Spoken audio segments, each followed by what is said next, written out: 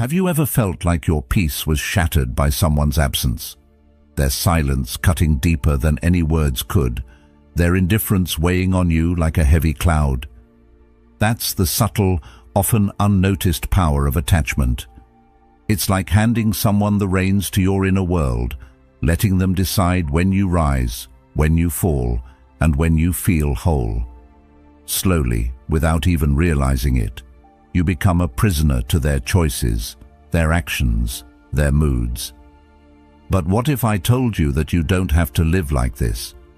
What if you could reclaim your peace and strength, break free from the emotional chains that bind you? The Stoics warned us long ago. You have power over your mind, not outside events.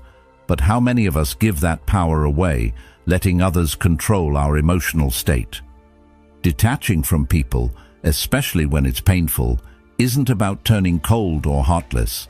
It's about remembering who you are beneath the layers of other people's influence. It's about reclaiming your inner peace, your sense of self-worth, and your autonomy. It's about breaking the chains that you never realized you forged. If you're ready to explore how to truly let go and step into a life of clarity, peace, and strength, hit that subscribe button. This isn't just about watching a video, it's about choosing to transform your life one step at a time. Together, we'll embark on this journey of self-discovery, grounded in Stoic wisdom and the power of detachment. Emotional attachment is a curious thing. It starts off so subtly, so innocently. A smile, a shared moment, a gesture that feels like connection. Over time, you give pieces of yourself away, often without realizing it. It seems harmless at first, but little by little you begin to lose track of where you end and the other person begins. You tell yourself that love requires sacrifice, that it's normal to give part of yourself away for the sake of someone else. But what happens when you give too much? When your happiness, your peace, your emotional well-being becomes tied to someone else's actions or absence? The more you give, the more you lose. You start to shape your world around their needs, their moods, their silence. What once felt like love slowly transforms into dependency. Their behavior dictates your emotional state. The silence from them feels like a weight. You begin to wonder, who am I without them? Their choices start to control when you rise, when you fall, and when you feel whole. It's easy to lose sight of yourself when you're so focused on another person. But here's the truth. Attachment, when it goes unchecked, becomes a quiet prison. When we tie our worth to someone else's behavior, we give away our power, and we allow them to control our happiness, our peace, and our emotional state. But here's where the Stoic wisdom can be a guide. Marcus Aurelius, in his Meditations, reminds us that we can only control what's inside of us. You have power over your mind, not outside events. Yet, how often do we forget this? How often do we let someone else's actions or presence determine our emotional state?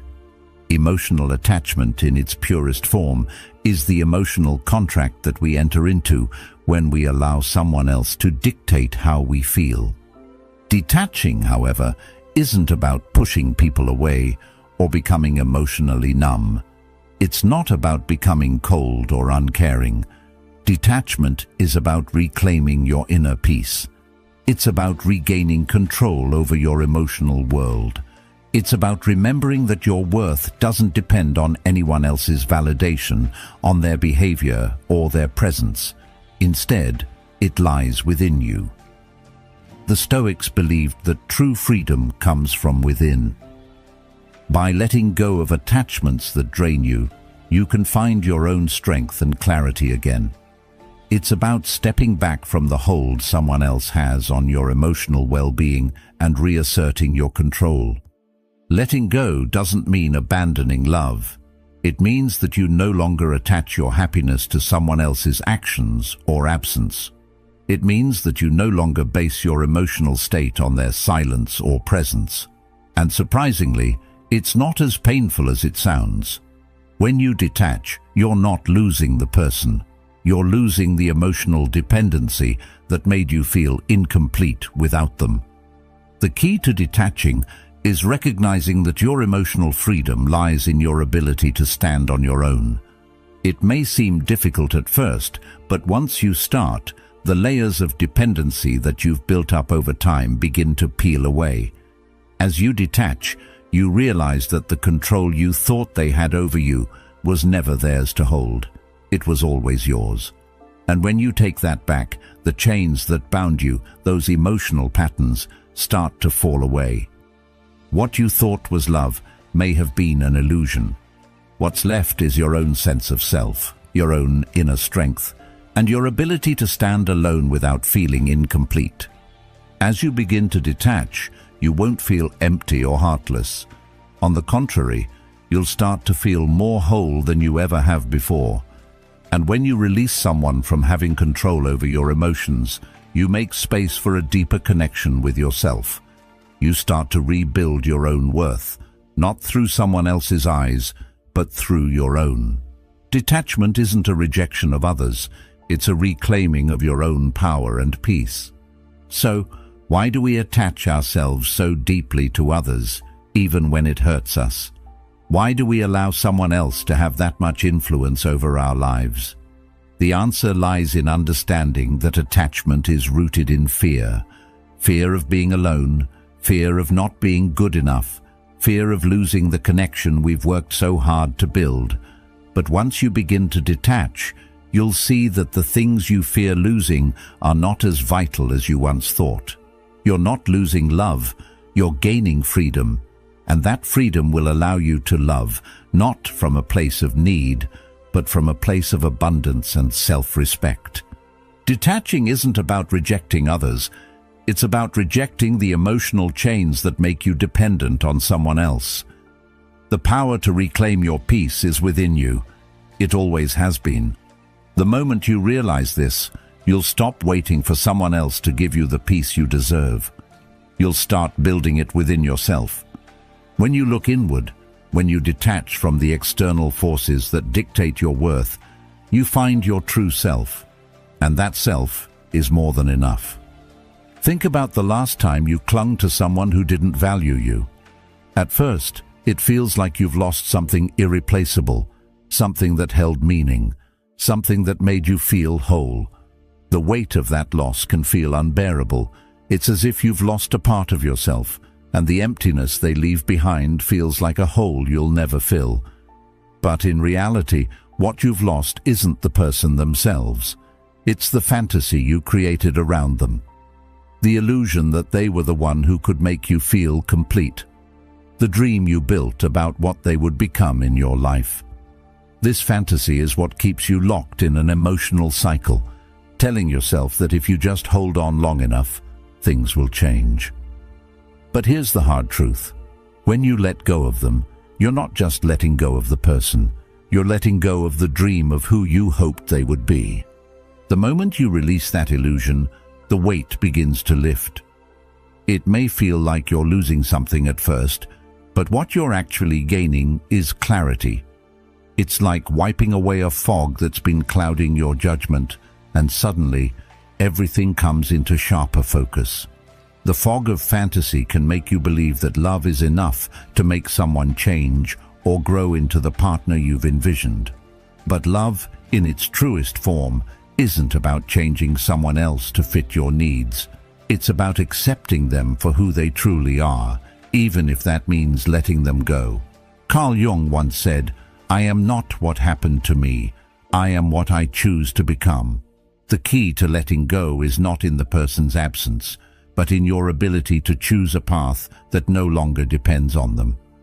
The more you hold onto a person who doesn't value you, the more you betray yourself in the name of love. You start to make excuses for them, justify their behavior, and silence your inner voice that knows something isn't right. You become so attached to the idea of them that you begin to ignore the truth of who they are. You convince yourself that if you just love them enough, they'll come around, that they'll eventually see your worth. But love doesn't work that way. Real love isn't about being constantly reminded of your value by someone else. It's about recognizing your own worth, independent of how someone else treats you. When you realize this, the fog clears, and you see the situation for what it truly is. Letting go of someone who doesn't value you is one of the hardest things to do because it forces you to confront the truth that they were never the solution to your happiness. The truth is simple, though. It's not about losing something real. What you're losing is the fantasy, the dream of what could have been. And when that fantasy fades, you gain clarity. This clarity doesn't come easily, and it doesn't come without its challenges. It can feel painful at first, like a part of you is being ripped away. But once you allow that space to open, you begin to rebuild. You begin to focus on yourself, on your own growth, and on the things that truly matter. The act of letting go is not a betrayal of love. It is an act of self-love. You may feel a sense of grief, a sense of loss, but in reality, what you are doing is giving yourself the opportunity to grow. The person you thought you needed was never the key to your happiness. You were always the key to your happiness. The sooner you recognize this, the sooner you can step into the clarity that comes with letting go. And from that clarity, you can begin to see where you've been neglecting yourself, where you've been compromising your own values for someone else's. It's not easy to look at your past relationships and see how much of yourself you gave away. It's uncomfortable to realize that you may have sacrificed parts of your identity in the name of love, hoping that someone else would fill the gaps you thought existed. But once you see the truth behind those attachments, you can begin to shift your perspective. You're not losing love. You're gaining the ability to love yourself more fully. You're gaining the strength to walk away from relationships that no longer serve you and to create space for new, healthier connections. When you let go of someone who doesn't value you, you create the opportunity to connect with yourself again. You stop measuring your worth by their actions and start measuring it by your own standards. The journey of detachment is not a rejection of love. It's an acceptance of the fact that real love begins with self-love. The more you can stand in your own power, the more you attract people who value you for who you truly are, not for who they want you to be. You no longer need someone else to validate your existence. You start validating yourself. The clean break you make from the fantasy allows you to step into the freedom of your own authenticity. You stop pretending to be something you're not just to fit into someone else's version of love. You become your true self, and in doing so, you invite the kind of love into your life that is rooted in mutual respect and appreciation. This isn't an overnight change. It's a gradual process of rediscovering who you are without the influence of someone else's expectations. But every step you take in this direction is a step toward reclaiming your peace and your power. Letting go of the fantasy is not about erasing memories or pretending the past didn't matter. It's about recognizing that the person you thought you needed was never the one who would complete you. You are already whole, and when you accept that truth, you begin to see that everything you once thought you needed to be happy was already within you. The road to self-love is not always easy, but it's always worth it. Letting go allows you to create space for the life you truly deserve, one where you don't rely on anyone else's approval to feel whole. You are the key to your happiness. You always have been. Pain at its core is not something to run from. It's not an enemy to be avoided or a burden that's meant to break you. In fact, pain is one of the most valuable teachers you'll ever have. It's the kind of teacher that doesn't ask for your permission to show up, but once it arrives, it forces you to listen. Most people try to push it away, to numb it, to distract themselves from the sting, but in doing so, they miss out on the lessons it offers. The moment you start asking yourself, "What can I learn from this?" instead of "Why did this happen to me?" everything shifts. What once felt like a punishment now becomes a stepping stone to wisdom. The Stoics knew this truth. They believed that life has a way of repeating its lessons until we learn them.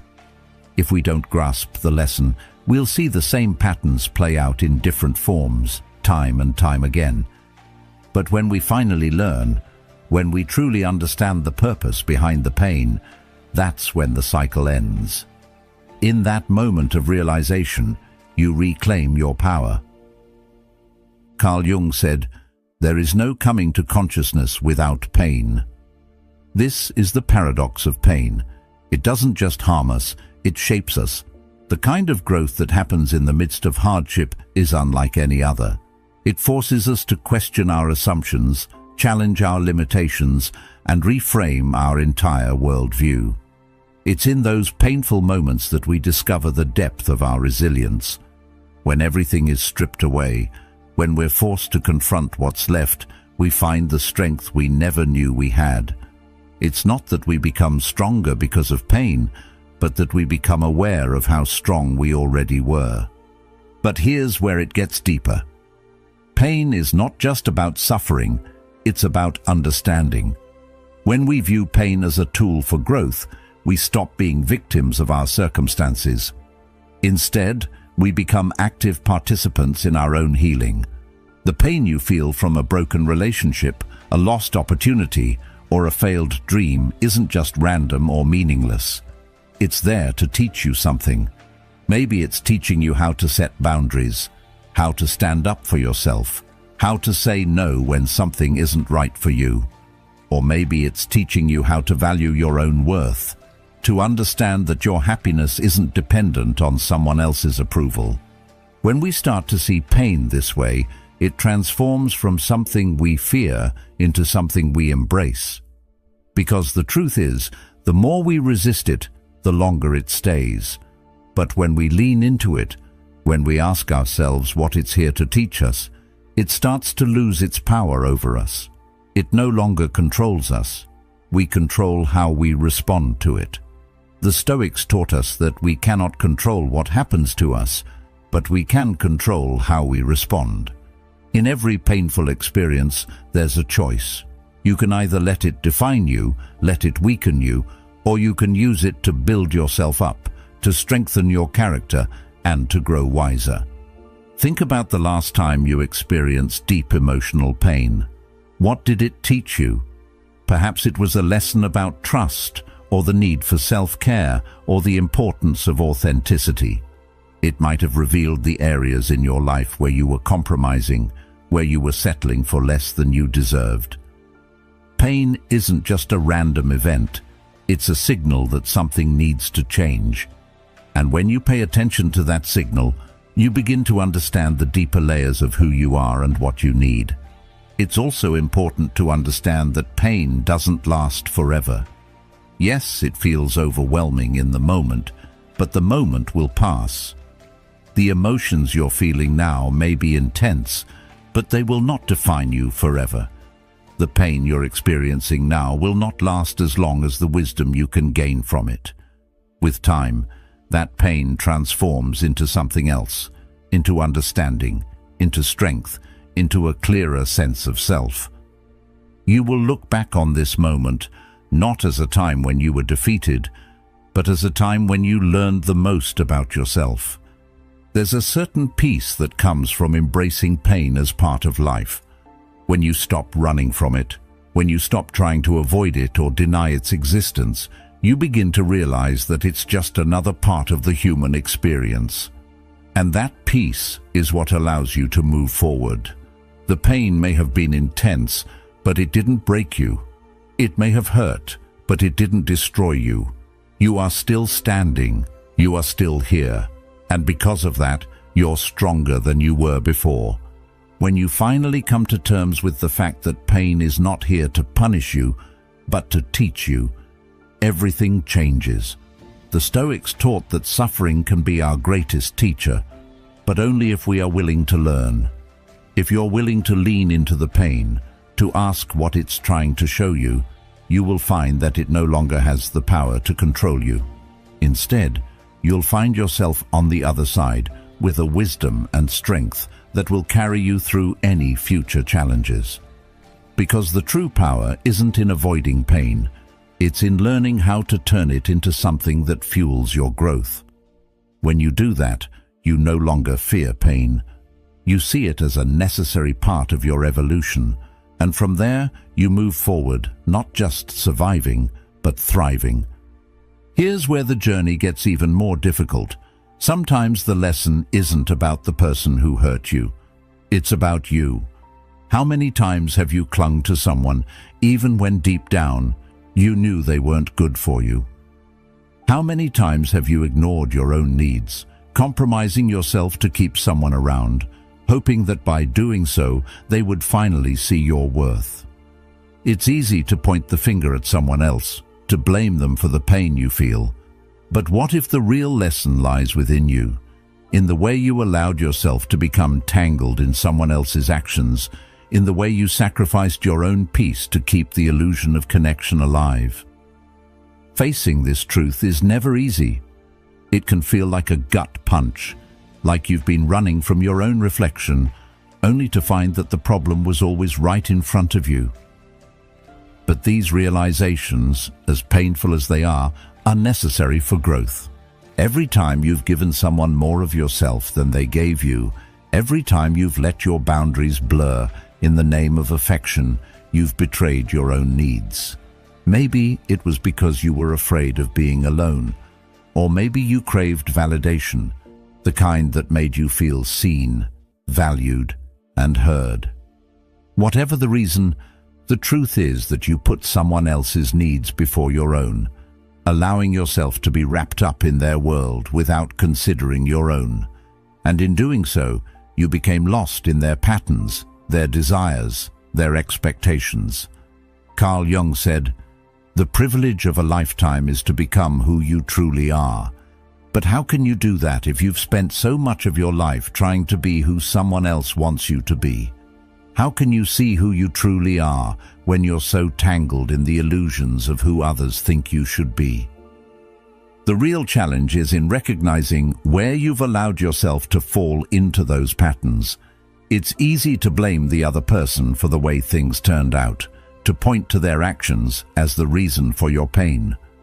But what if the real question is, how did you let this happen? What part of you was willing to accept less than you deserve?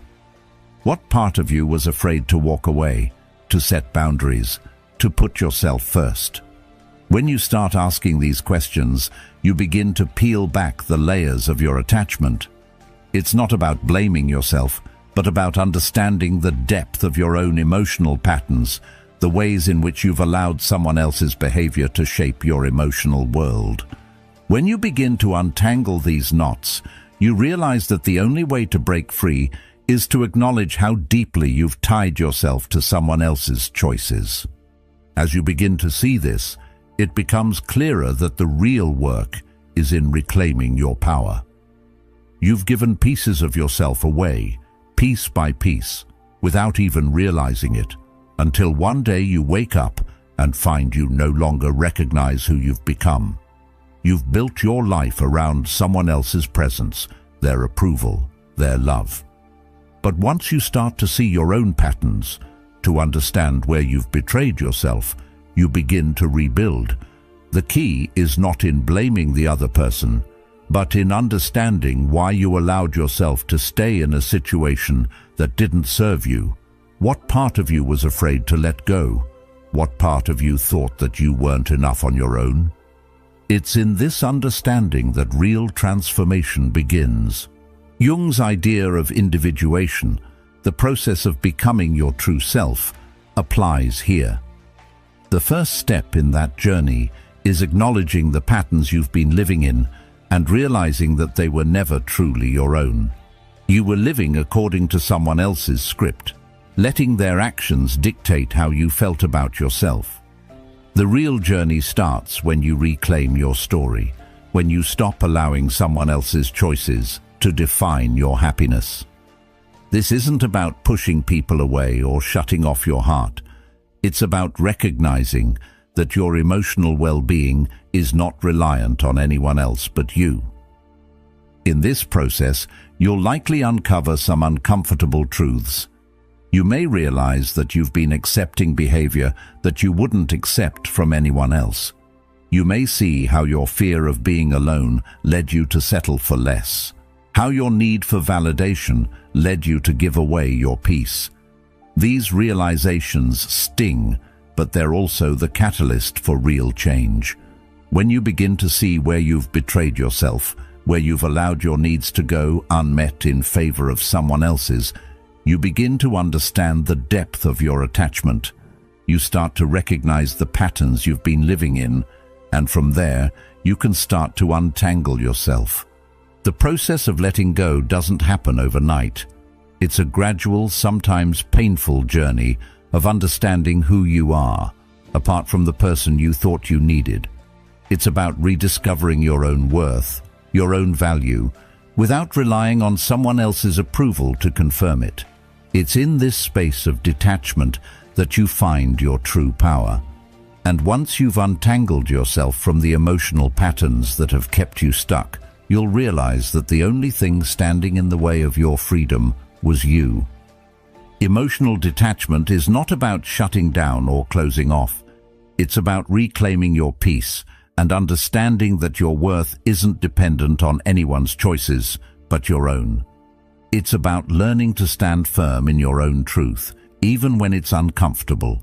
When you face your patterns, you stop repeating the same mistakes, you stop falling for the same illusions, and you start creating the life you deserve.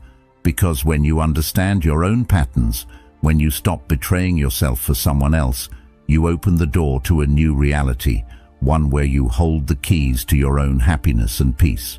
When you don't set boundaries, you're essentially allowing others to tell you how you should feel, how you should respond, and who you should be. It's an unconscious surrender of your emotional autonomy. But when you begin to set those boundaries, something profound happens. You take back control. You begin to decide what is acceptable and what isn't in your life, in your relationships, and in your emotional world. Setting boundaries is an act of self-respect. It's a commitment to yourself, a declaration that your peace, your energy, and your time are valuable.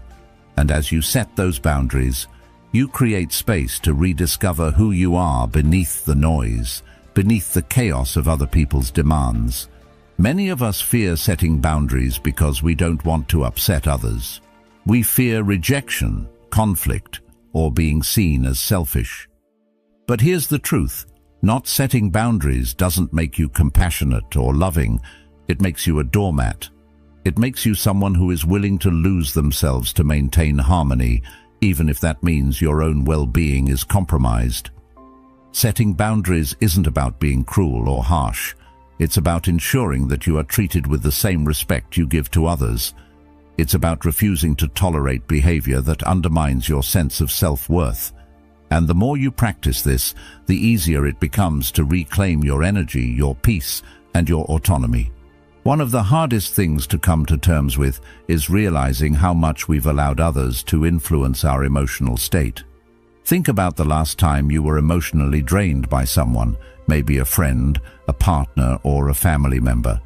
When you look back, you might find that the reason you were so exhausted wasn't just because of their actions, but because you let their behavior determine your mood, your actions, and even your self-worth. You may have let them push your buttons, trigger your insecurities, or make you feel less than. But once you recognize that, you realize how much power you've been giving away. And that realization is the key to taking it back. Setting boundaries is not a one-time event. It's a continual practice. Every time you say no to something that doesn't serve you, every time you stand firm in your values and needs, you're strengthening your boundaries and reclaiming your peace. It may feel uncomfortable at first, especially if you're not used to standing up for yourself, but with time, it becomes easier. You'll start to notice that the more you set boundaries, the more you begin to attract people who respect you, who honor your energy, and who understand the value of healthy relationships. Boundaries act as a filter, allowing only those who are aligned with your values and goals to enter your life. They create a space where you can be your true self without fear of being taken advantage of.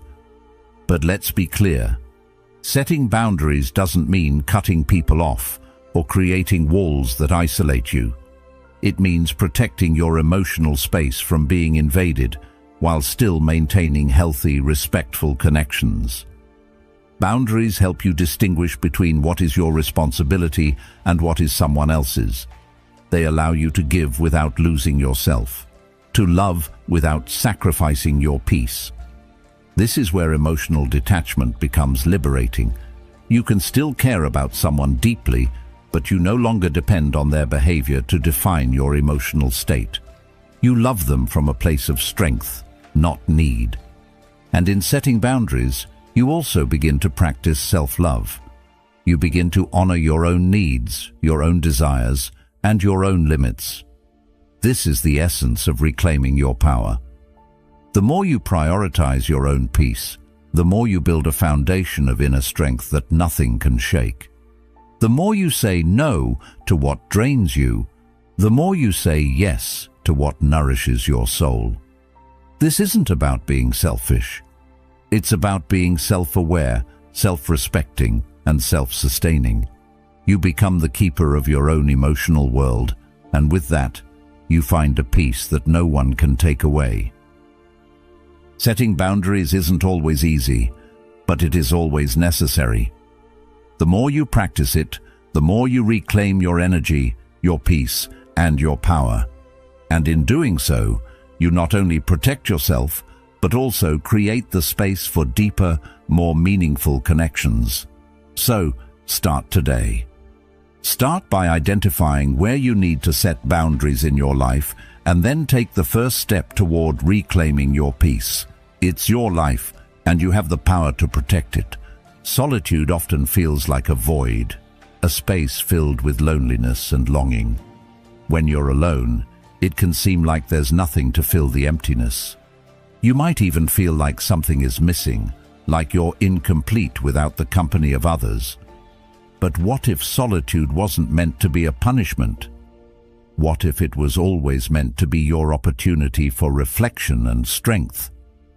For many, being alone is terrifying. The silence feels deafening, the stillness overwhelming.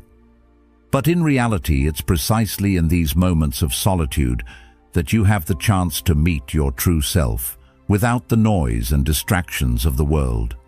Solitude, when embraced, isn't weakness, it's power. Emotional detachment requires a similar practice, the willingness to face yourself without any external distractions. It's easy to avoid confronting the truth by filling your life with other people's opinions or seeking validation from the outside world. But when you begin to detach from those external forces, when you allow yourself the space to be with your own thoughts, you start to see things more clearly. Solitude gives you the opportunity to become aware of your own emotional patterns, your fears, and your attachments. When you're not constantly reacting to the needs and emotions of others, you can finally hear your own voice. You can hear your own needs, and you can begin to honor them. This isn't to say that solitude is easy. It's not. It's often uncomfortable. But that discomfort is a sign that you are doing the work of self-reflection, the work of self-empowerment.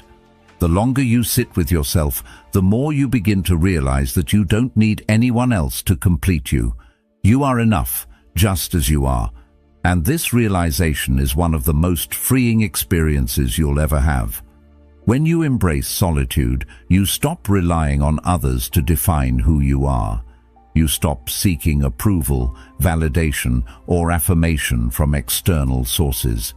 You start to define yourself on your own terms. In solitude, you also begin to understand the difference between being alone and being lonely. The two are often confused, but they're not the same thing. Loneliness comes from a sense of lack, a belief that you are incomplete without others.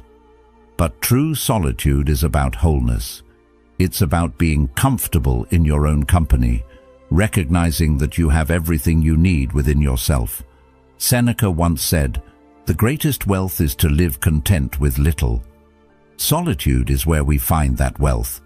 It's where we discover that we don't need anything from the outside world to feel whole. We simply need to learn how to be at peace with who we are. This understanding of solitude doesn't just shift your relationship with yourself, it also changes the way you interact with the world. When you learn to sit with yourself without fear, when you embrace solitude as a space for growth, you become more present with others. You no longer seek to fill your emotional voids through relationships or external validation. Instead, you enter relationships from a place of wholeness, of self-sufficiency. This isn't about detaching from others or isolating yourself. It's about learning to be fully present without relying on others to define your worth. As you become more comfortable in your own solitude, you begin to notice that the noise of the world doesn't affect you as much. The constant chatter, the opinions, the distractions, all of it becomes less important. Your peace is no longer something that can be shaken by the actions of others. You develop an inner strength that comes from knowing you are whole, independent, and enough on your own. The external world may continue to be chaotic, but you find your center in the silence. And that center is where your true power lies. It's also important to note that embracing solitude doesn't mean rejecting connection or relationships. It's about understanding that your happiness, your peace, and your worth are not dependent on others. When you are comfortable with yourself, you can engage in relationships with authenticity without needing them to complete you or validate your worth. You can give love freely without fear, because you no longer need anything in return to feel whole. This is the true power of detachment, learning to stand strong in your own identity while also being open to connection. Solitude, when embraced as a tool for self-growth, becomes your greatest ally. It's not something to fear or avoid. It's a space for discovery, healing, and strength. And as you continue to embrace this solitude, you'll find that you become more in tune with your own needs, your own desires, and your own truth. It's in these quiet moments that you begin to realize that everything you've been searching for outside of yourself has always been within you. The world will tell you that closure comes from someone else, a conversation, an apology, an explanation. They make it sound so simple, don't they? Just wait for that apology, hear that explanation, and everything will fall into place. But let me tell you something that might be hard to hear. True closure doesn't come from them. It comes from within you. It's the moment you decide that you no longer need them to complete you. You no longer need their validation, their approval, or their apology. You realize that the power to move forward, to heal, and to reclaim your peace has always been in your hands. We've all been there, waiting for the right words, the right moment, the right sign to finally let go. We cling to the idea that if they just say what we need to hear, if they just offer the apology we think we deserve, it will erase the hurt. But the truth is, nothing outside of you can heal what is inside of you.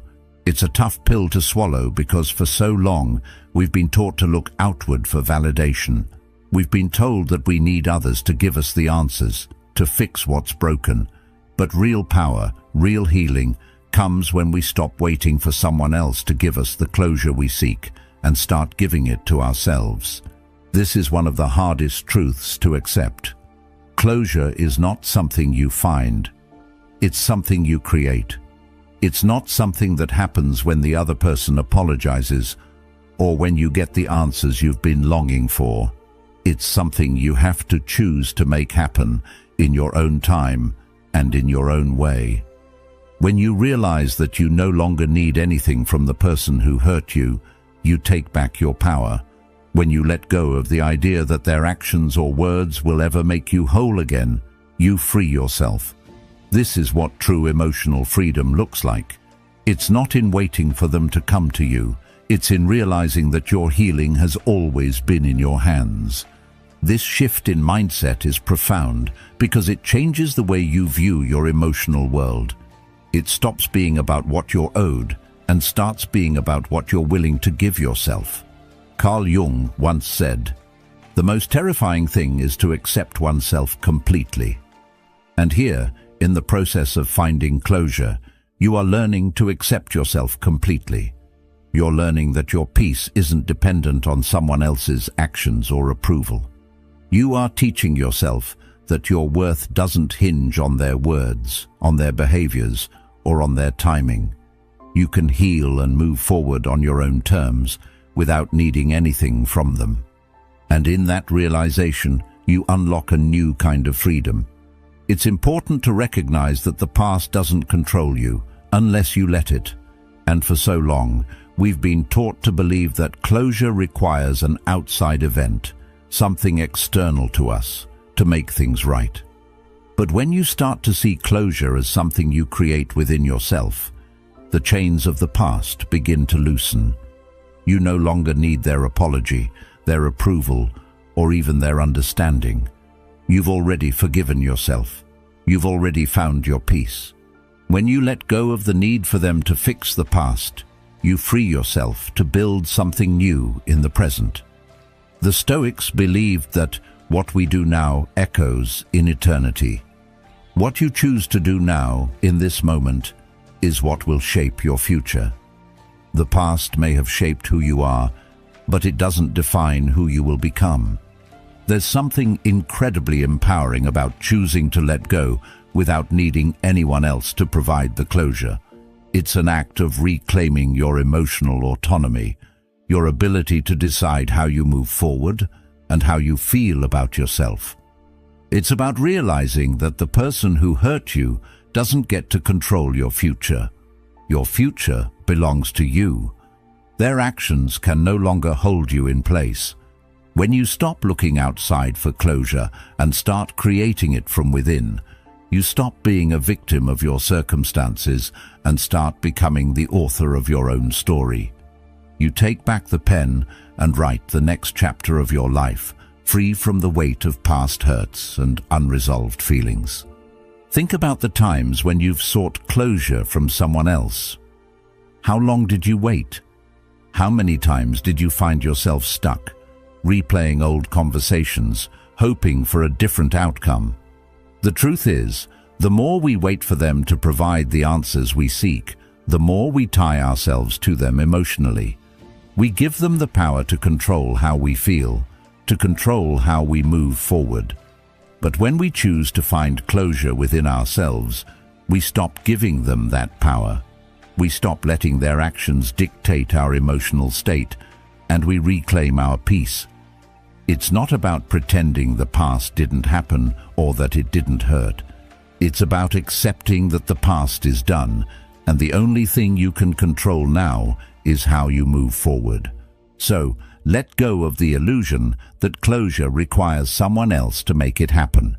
Choose to move forward, not because you've gotten an apology or an explanation, but because you realize you don't need those things to heal. You've already healed yourself. You've already given yourself permission to let go.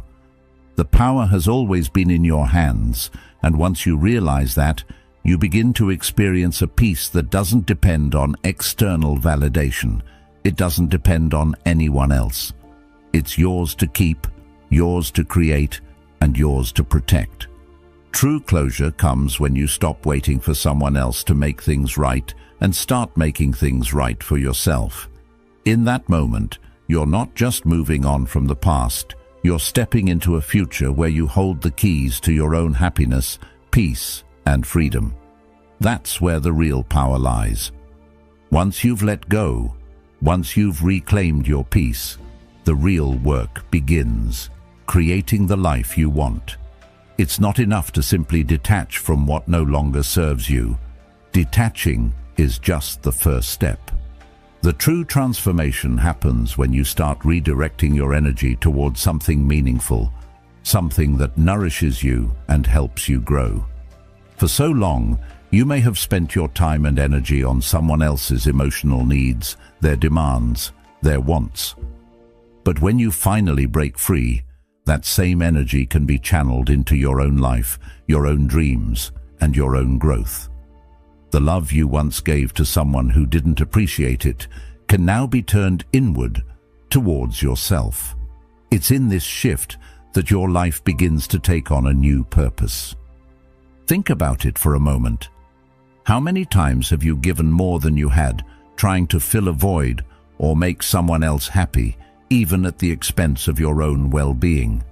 How many moments did you let slip by, hoping someone would value you the way you deserved, only to find yourself emotionally drained and unfulfilled? That was survival mode. You were just getting by, reacting to the emotional chaos of others, putting out fires that didn't belong to you.